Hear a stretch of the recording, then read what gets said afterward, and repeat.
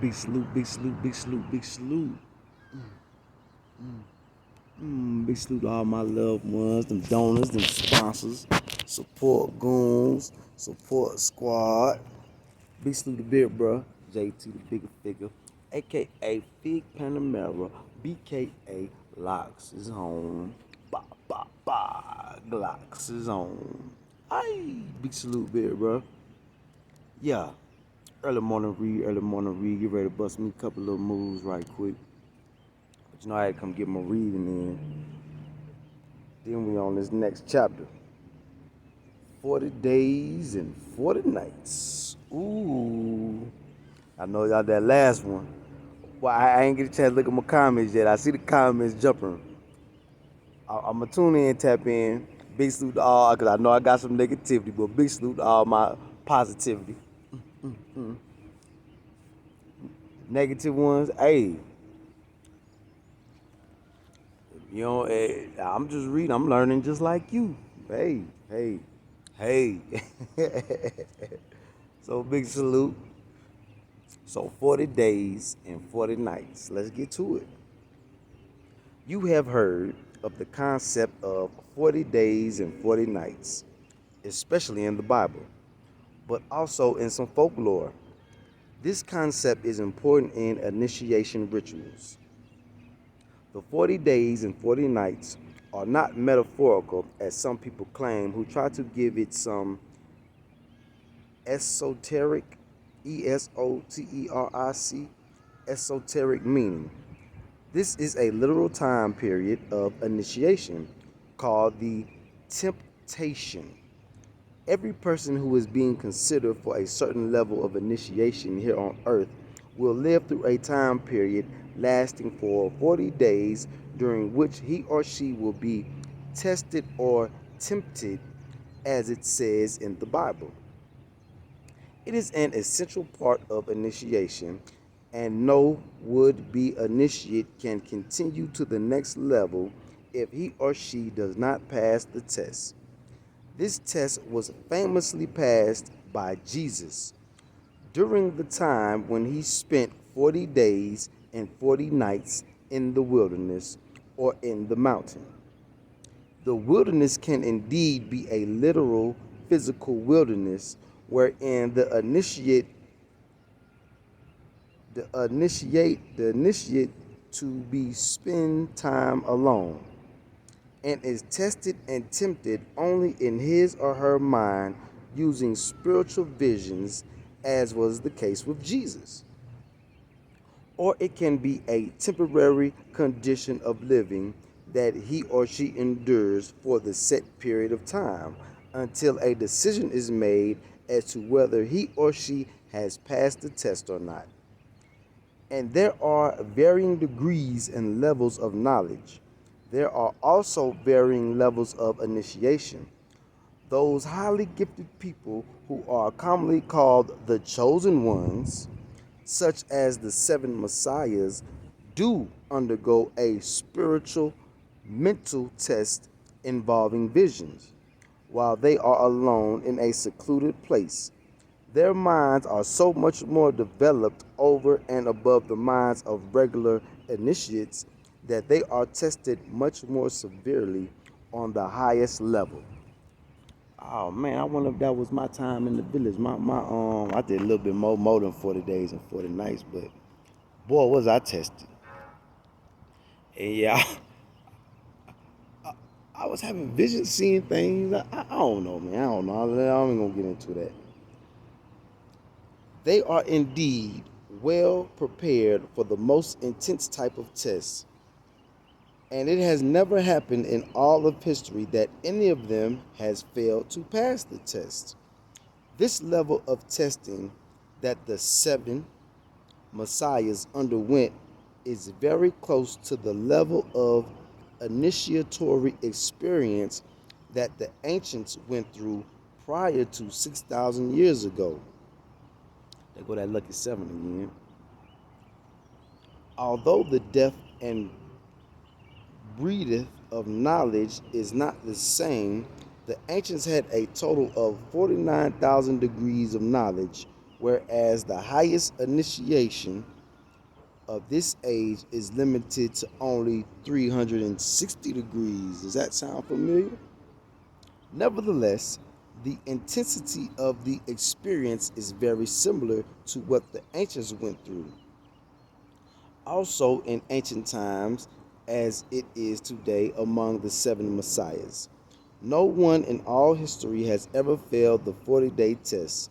Such was the thoroughness and perfection of preparation that no person would be subjected to the test period if they were not 100% ready to pass it. In contrast to those perfect initiates, such as the seven messiahs and all the ancient gods, there are other initiates who are initiated on a lower level. Now, there are many among them who excel in this lower level to such an extent that at the end of their trial period, they come out being well nigh equal to the highest of initiates. Although they are not equal to the messiahs, they are so close that any differences, any shortfalls would be noticeable only to the highest of the high, such as their teachers, custodians, elders, and so on. Below this excellent group, who are only a step removed from the messianic initiates, there are many others who also pass the test well enough to be able to become highly qualified teachers, tribal elders, historians, healers, and such as are needed by their societies. Then, finally, below this third group of initiates, the last group that is able to pass the test are actually those who fail it. Such a one was the man known as Malcolm X. Ooh, those who failed it. As I stated earlier, all would be initiates below the level of the seven messiahs are tested under different circumstances. Their wilderness is not a place of seclusion where they are alone with nature and their minds far away from common society. Okay, so not me. It takes place right in the middle of society. Oh, wait, hold on. In circumstances that force them to make the same choices and decisions that high initiates have to make in seclusion. Their circumstances are such that they are never aware that they are in the 40-day trial period. In fact, many of them are tested before they are formally approached by a teacher, and as such are not conscious of the fact that they are potential initiates. Although they are aware on a deeper level that they are living a life very similar to a life of initiation, their whole life seems to be ordained in such a level that deep down they are aware that they are on a mission that is larger than that of ordinary people. Mm. Good morning, Africa.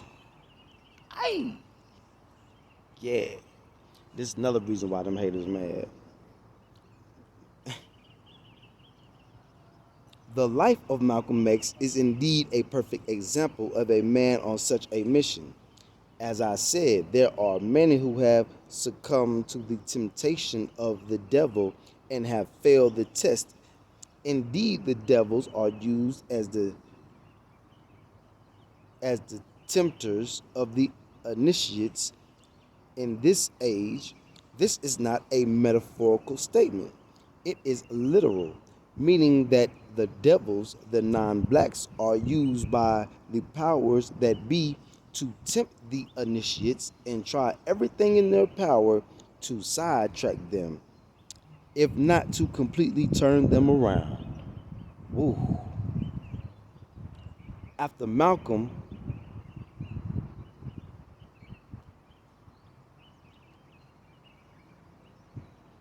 hold on. After Malcolm had lived his highly dramatic, intense life, and was ready for the next stage, he was led by circumstances to enter into his trial period. The life of an initiate to be is not necessarily dramatic and intense as was the case with Malcolm X. It can be an outwardly quiet seeming life, although the inner life is always intense. Every initiate to be experiences an intense inner life of spiritual questing, agony, and questioning at one time or another. That is what determines the intensity and readiness, not the outward circumstances that are visible to all. Oh, man. Malcolm's trial period began on the day he decided to enter the world, the white of the white Muslims. You know, black Islam and white. You know, there's a black Islam and white Islam, right? Okay.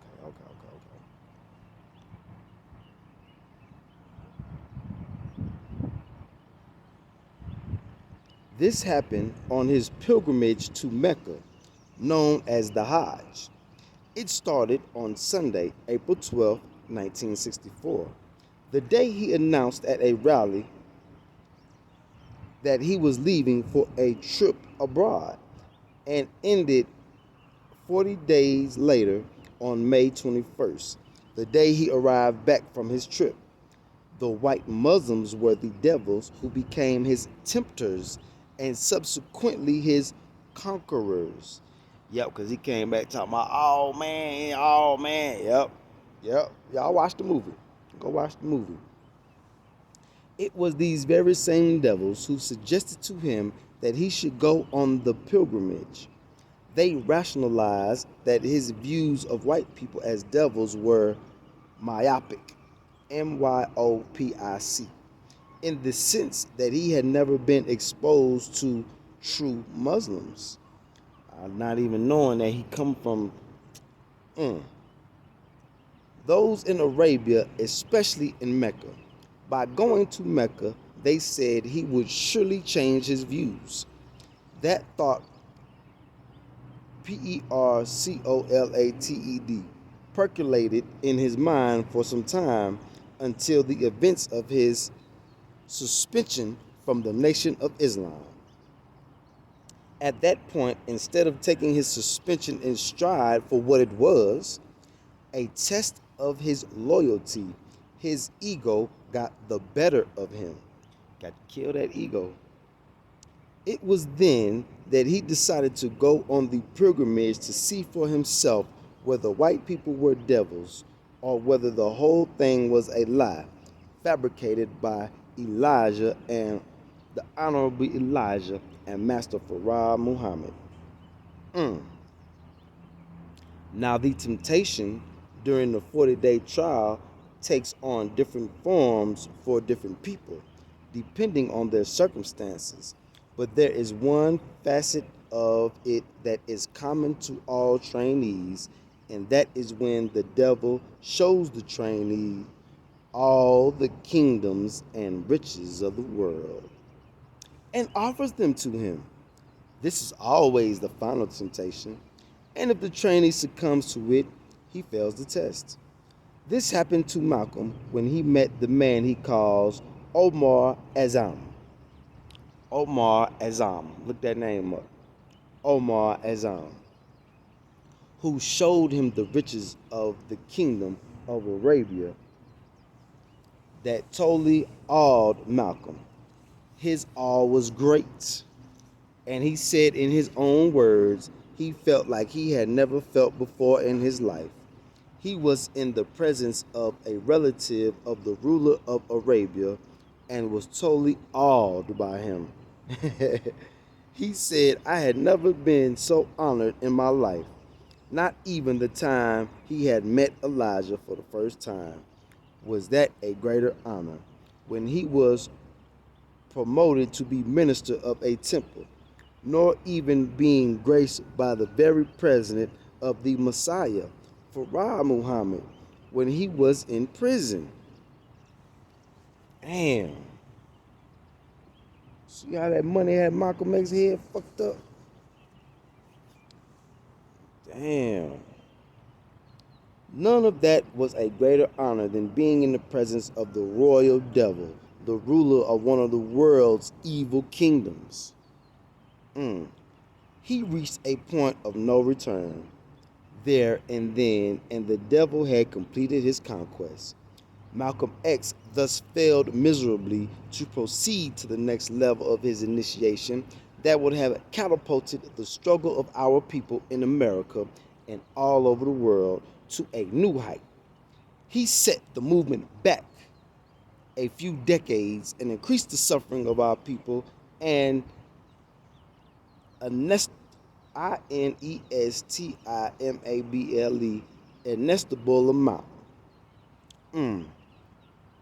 All that happens on earth is preordained. To state the facts and conditions of initiation as I have done here concerning Malcolm X is not to condemn him.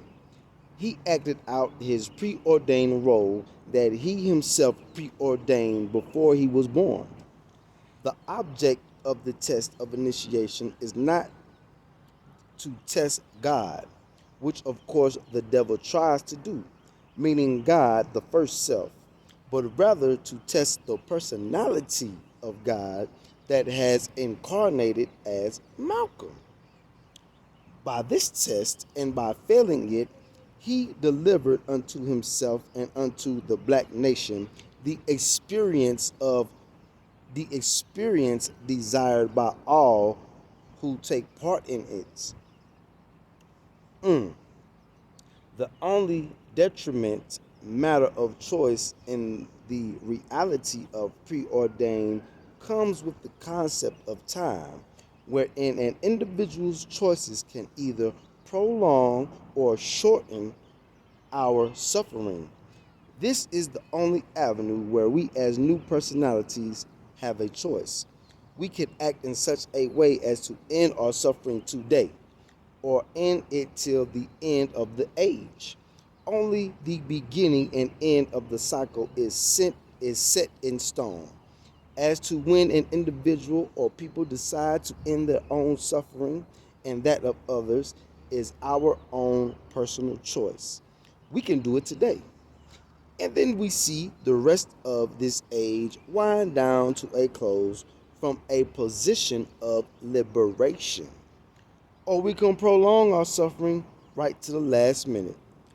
It's all up to us. I hope y'all learning something from that Ahmaud Arbery case. Are y'all learning something? Okay.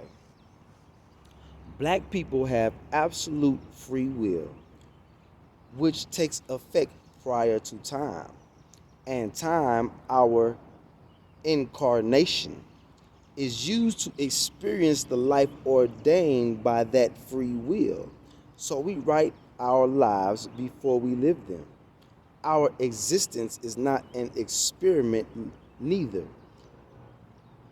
Is it an evolution, spiritual or otherwise?